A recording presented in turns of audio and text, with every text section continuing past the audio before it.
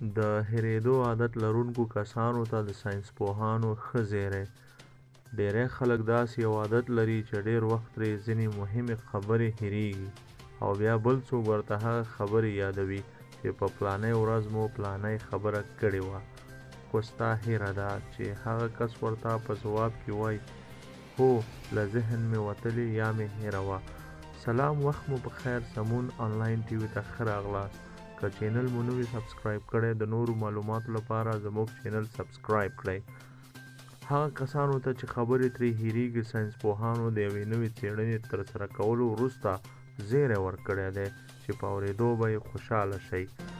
د انډي سیل د راپور په وینا د ټورنټو پوهنتون ساینسپوهانو یوه نوې څېړنه ترسره کړې ده چې په پایله کې معلومه شوې ده چې هغه خلک چې خبرې ترې هېریږي په اصل کې ډیر ځیرک او پوه وي. د دې څېړنې مشر پروفیسر بلیک ریکلینډ وایي دا ډیره مهمه وي چې ماغزه غیر ضروري خبرې هېرې کړي او خپل ټول تمرکز په اصلي هدف وساتي. نوموړي همداراز په خپلو خبرو کې زیاته کړې هغه کسان چې ډیر څه له ماغزو ووځي یا ترې هېریږي دا ډول کسان دا صلاحیت لري چې ښې پریکړې وکړي ځکه د دوی ماغزه په یو ځای وي.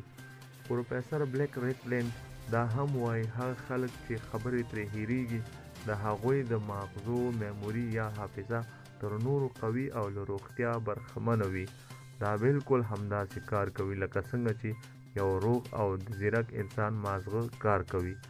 دا نو د هغه خلکو لپاره ډیر ښه زیری دی چې وخت نه وخت ترې د ژوند د ورځنیو چارو او نورې خبرې هېریږي.